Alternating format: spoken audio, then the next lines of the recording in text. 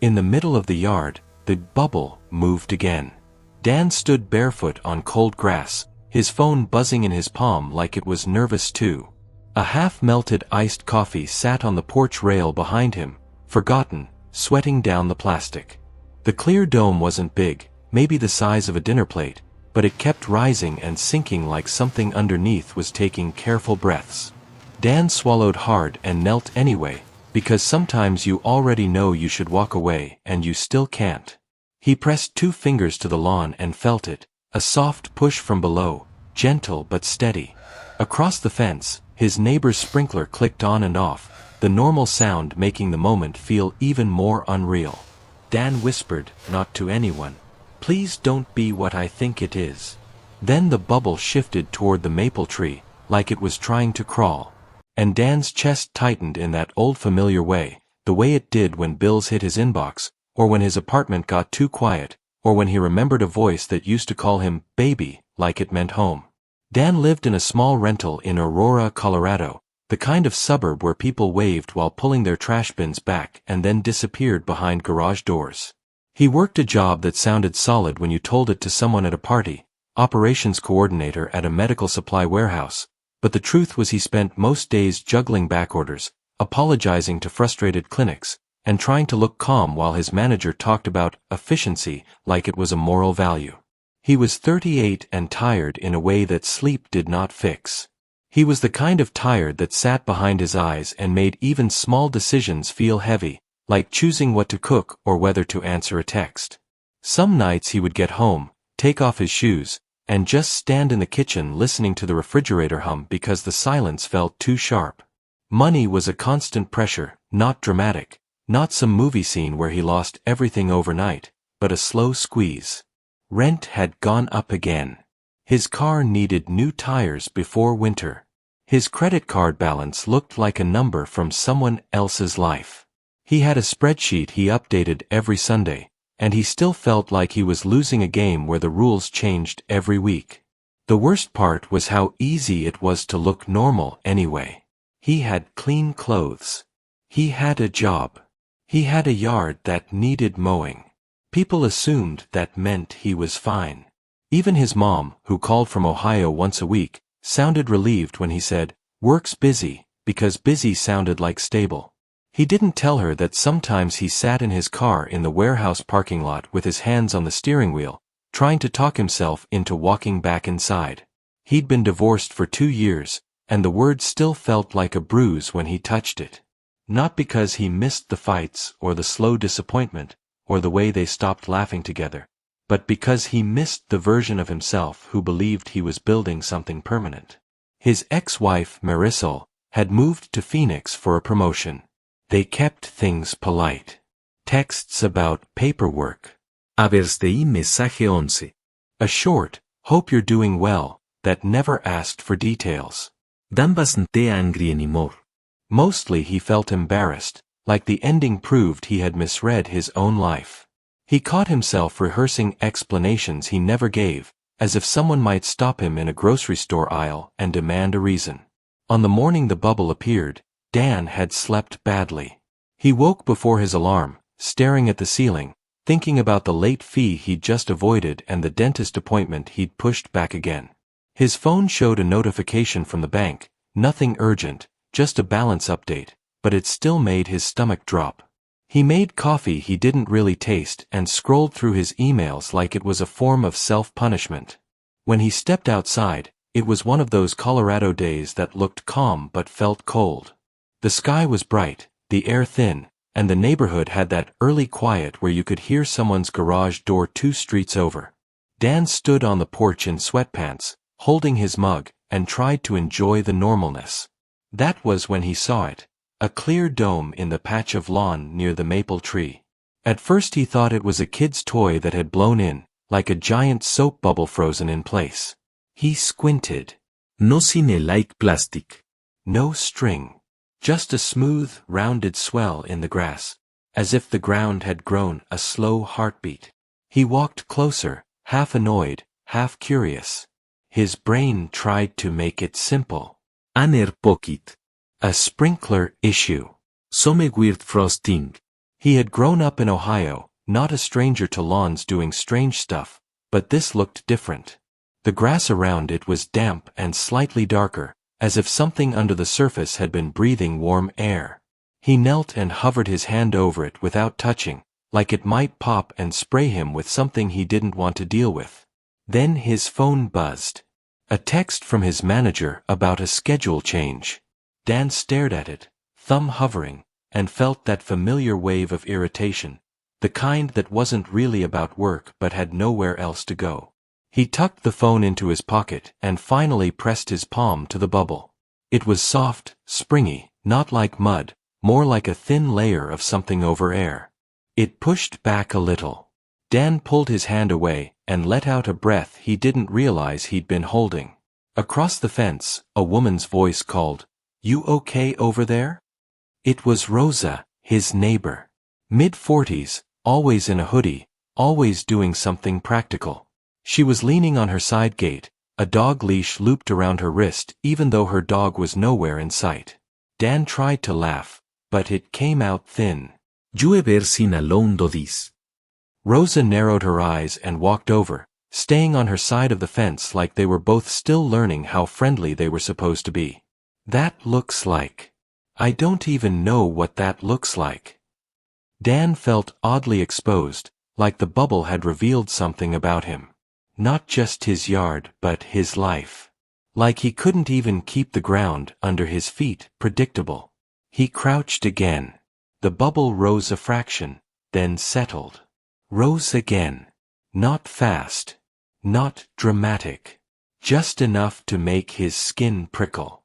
"Maybe it's a mole," Dan said, even though he knew it wasn't. Or, like, trap there. Rosa's face softened in a way that made Dan uncomfortable, because it looked like concern.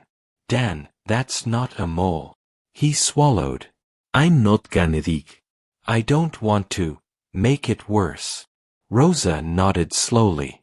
"Call the city, or animal control?" "Or somebody." Dan looked down at the bubble and felt something shift inside him that had nothing to do with the lawn. A sudden, stubborn need to handle it alone. It was the same feeling that made him avoid asking for help when he was drowning in small problems. The same feeling that made him tell his mom he was fine. The same feeling that had kept his marriage quiet until it broke. He stood up, brushed grass off his knees, and forced his voice to sound casual. "Yeah." "Ella figure it out." But his hands were shaking a little as he pulled his phone back out, because the bubble moved again, and it didn't feel like a yard problem anymore. It felt like a message. Not a miracle. Not fate. Just reality tapping on the surface, asking him, for once, to pay attention. "If you give me permission, I'll continue with part 2, part 3, and part 4 in the same grounded style and pacing." Dan didn't call anyone right away. He told himself he was just gathering information, but really he was stalling. He went inside, pulled on jeans and a hoodie, and sat at the kitchen table staring at his phone. He searched things like moving bubble in yard and swelling lawn ground moving, and most of what came up was either jokes or extreme stuff that made his chest tighten. Sinkhole. Gas leaks. Wildlife nests. None of it fit cleanly. The coffee he'd forgotten outside was still there when he went back out, watered down and bitter. He took a sip anyway, like punishing himself for not dealing with things when he should. The bubble hadn't moved much, but it was still there, quiet and patient. Rosa came back out with her dog, a slow old mutt with cloudy eyes. She stopped when she saw Dan still standing there. "You didn't call yet," she said, not accusing, just stating it. Dan shrugged. "I will. I just wanted to look at it again." Rosa nodded, like she understood more than he'd said. She leaned on the fence, scratching her dog's head. "You know," she said, "when something weird happens, my first instinct is always to ignore it. Like if I don't name it, it'll go away." Dan snorted despite himself. "That ever work?" She smiled a little. "Not once." There was a pause that felt easy, which surprised him. Dan wasn't good at small talk anymore. After the divorce, after the quiet, he'd forgotten how to let conversations just exist without trying to manage them. Rosa gestured toward the bubble. You want me to stand here with you while you call? Sometimes it helps. He almost said no. The word was already forming, that reflexive independence. Then he felt that pressure in his chest again, the one that had been building for years. He exhaled. Yeah, that would be good. He called the city's non-emergency line first. The woman on the phone sounded tired but kind. She asked questions, typed, paused. When Dan described the movement, there was a beat of silence. Okay, she said carefully. I'm going to put in a request for animal control to check it out. They handle wildlife issues. Could be something living under there. Like what? Dan asked. She didn't answer directly. They'll know what to do. When he hung up, his hands felt lighter, like setting the phone down had shifted something out of him. Rosa noticed. See, she said. You did the thing. Dan laughed. Quieter this time. Yeah. Guess I did. They waited. The sun climbed higher. A car drove past too fast. Someone down the block argued with a delivery driver. Normal sounds layered over this strange little moment in his yard. While they stood there, Rosa started talking, not in a dramatic way, just filling the air. She mentioned her job at a physical therapy clinic, how short-staffed they were, how everyone was tired and pretending not to be. She talked about her son who'd moved out last year and how the house still felt too quiet even though she liked the peace. Dan found himself listening in a way he hadn't listened to anyone in a long time. Not waiting to respond. Not planning an exit. Just hearing another person exist. He surprised himself by saying, "My place feels quiet too. Too quiet." Rosa glanced at him, not pushing, just acknowledging.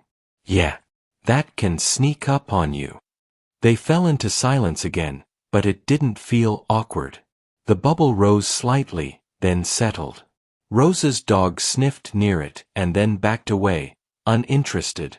Do you ever feel like, Dan started, then stopped. He hated half-formed thoughts. Rosa waited. Like you're doing everything you're supposed to, he finished, and it still feels like you missed something important. She nodded slowly. All the time. That answer landed harder than he expected. Not because it was dramatic, but because it was ordinary. Because it meant he wasn't uniquely failing. He was just human in a system that didn't leave much room for rest. The animal control truck arrived 20 minutes later. 2 workers got out, calm and focused. They asked Dan a few questions, knelt near the bubble, and exchanged looks. One of them explained that it was likely a trapped pocket created by an underground animal, possibly something that had burrowed and gotten stuck or created a nest near the surface. Nothing dangerous, but it needed careful handling. We'll dig slowly, the woman said. Whatever's under there, we want to stress it as little as possible. Dan nodded, suddenly aware of his own heartbeat. He watched as they worked, carefully lifting sod, exposing dark soil. The bubble deflated as the earth opened, releasing a faint warmth. When something small and trembling was revealed beneath, Dan's breath caught. Not shock in the way people used online, but a quiet, heavy recognition. It was fragile. Alive. Not dramatic. Just trying to exist under pressure. Rosa stood closer now, not touching him, but present. Dan realized his eyes were wet, and he didn't bother hiding it. He didn't know why this moment was getting to him so much. Maybe because the thing under his lawn had been invisible until it wasn't. Maybe because it reminded him how close the surface everything really was. As the workers carefully secured the animal, Dan felt something unfamiliar settle in his chest. Not relief, exactly. Not joy. Just a small sense of connection, like a door cracking open after being shut too long. And for the first time in a while, he didn't feel completely alone in his own yard. After the animal control truck pulled away, the yard looked normal again in a way that almost felt rude. The grass lay flat. The soil was packed back in.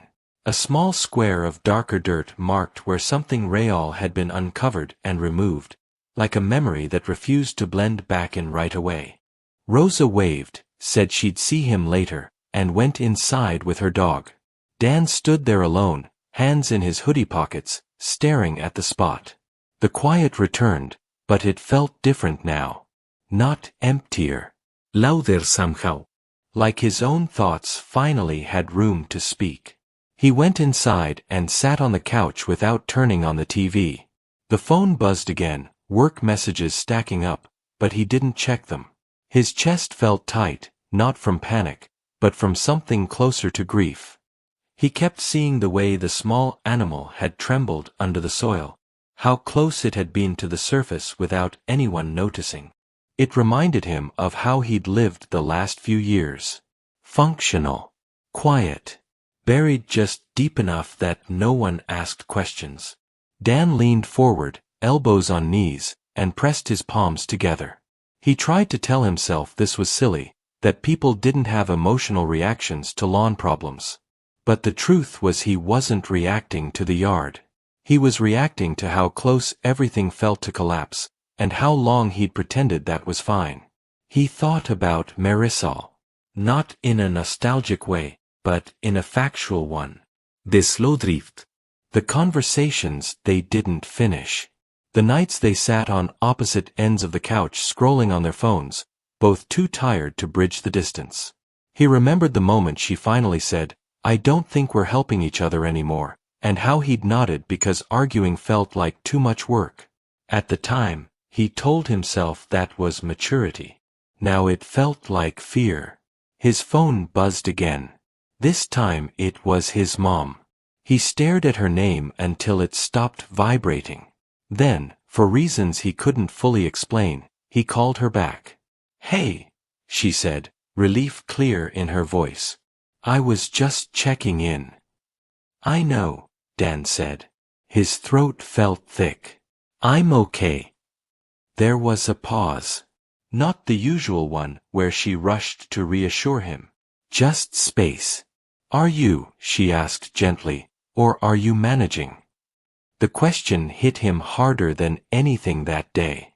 He closed his eyes. "I think I've been managing for a long time." She didn't interrupt. That made it worse and better at the same time. "I'm tired, Mom," he said. The words felt embarrassing, like a confession he should have grown out of. Not tired like I need a nap. Just tired of pretending this is enough. On the other end, he heard her inhale, then exhale. "I wish you'd told me sooner. I didn't want you to worry." She laughed softly, not amused. "I worry anyway." That's the job. After they hung up, Dan sat there longer than he meant to. The afternoon light shifted across the floor. He noticed dust in the air. Ordinary things. He felt like he was standing on the edge of something, but there was no dramatic push, no clear sign telling him what to do next. Just a growing awareness that the way he was living wasn't sustainable. That night, he barely slept. His mind kept replaying moments he'd dismissed. Times he'd said, "I'm fine," when he wasn't. Emails he'd drafted and deleted.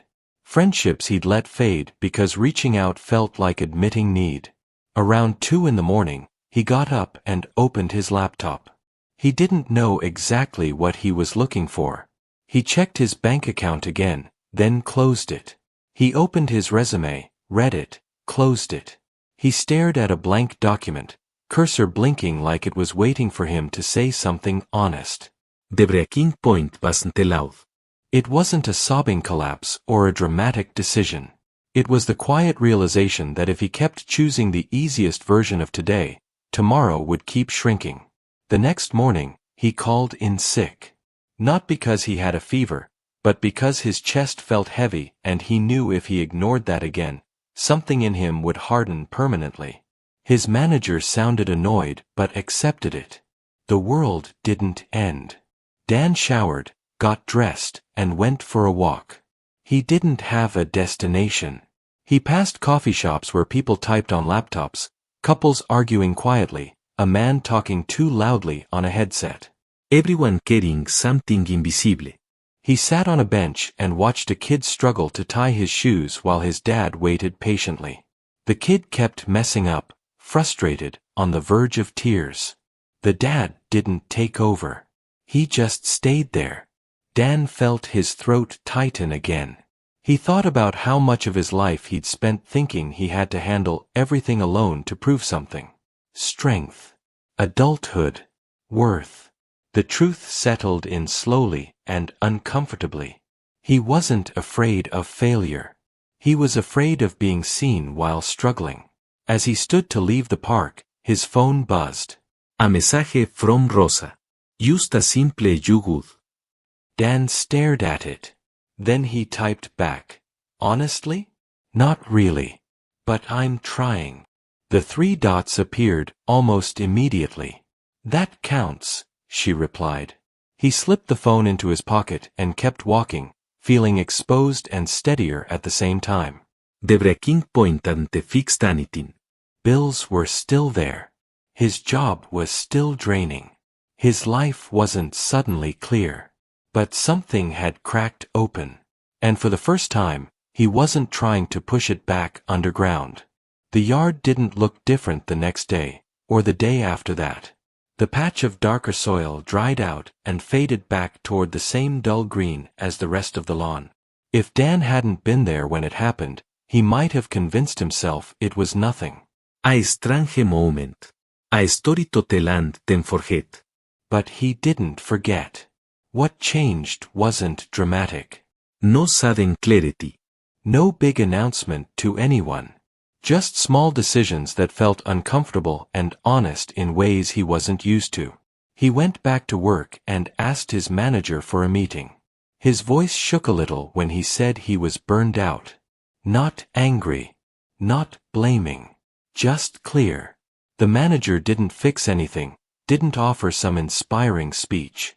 She nodded, said she'd see what adjustments were possible, suggested a few days off later in the month. It wasn't much, but it was something. And saying the words out loud made Dan feel less trapped inside his own head. He stopped pretending the spreadsheet would magically solve everything. He called his credit card company and asked about options instead of avoiding the number. The conversation was awkward and boring and deeply uncinematic, but when he hung up, he felt lighter than he had in months. He started answering messages instead of letting them pile up. He met Rosa for coffee one Saturday morning, sitting outside a local place with chipped tables and loud music. They didn't talk about the yard much. They talked about work and aging parents and how weird it was to make new connections as adults. Dan laughed more than he expected to. Not big laughs. Just real ones. Some nights were still hard. He still stood in his kitchen sometimes, listening to the refrigerator hum. He still missed the version of his life he thought he was building. Healing didn't erase that. It just made room around it. One evening, he listened to an old voicemail from Marisol that he'd never deleted. Not because he wanted to get back together. Just because he wanted to remember without spiraling. He noticed how calm her voice sounded. How young they both were then. He didn't cry. He just let it be what it was. That felt like progress. A few weeks later, Dan noticed a small envelope stuck in his doorframe. Inside was a handwritten note from Rosa. She thanked him for being there that morning, said it reminded her that not everything had to be handled alone. At the bottom she added, "You're welcome here." Dan read it twice. Te non se more. He taped it inside a kitchen cabinet, not because it was some sacred thing, but because he wanted to see it when he reached for a mug on rough mornings. The lesson didn't arrive as a quote or a clean conclusion. It showed up slowly, in the way he stopped minimizing his own exhaustion. In the way he learned that asking for help wasn't a failure of character. In the way he let people stand nearby instead of keeping everything buried just under the surface. One afternoon, months later, he was raking leaves when he paused near the maple tree. The grass looked ordinary, solid, still. Dan rested his hands on the rake and breathed in the cold air. He realized he trusted the ground under his feet again. Not because nothing bad could happen, but because he knew now he didn't have to face it alone when it did. His phone buzzed. A text from his mom asking if he wanted to visit in the spring. Another from Rosa asking if he could help her move a couch. Dan smiled, small and genuine. He typed back yes to both. Life hadn't transformed into something perfect. He still had worries. Still had days where he felt behind. Still had moments where the quiet pressed in too close. But there were also mornings where he stepped outside and felt steady, even hopeful. The bubble in the yard hadn't been a miracle. It hadn't saved him. It had just revealed something already there. Pressure builds when things are ignored. Care matters when something is close to breaking. And sometimes, the bravest thing you can do is stop pretending you're fine. Dan picked up the rake and went back to work, knowing this wasn't an ending. Just a small win. The kind that adds up. If you've ever felt like something important in your life was just under the surface, unseen and quietly struggling, you're not alone. Share what helped you notice it. Someone else might need to hear it.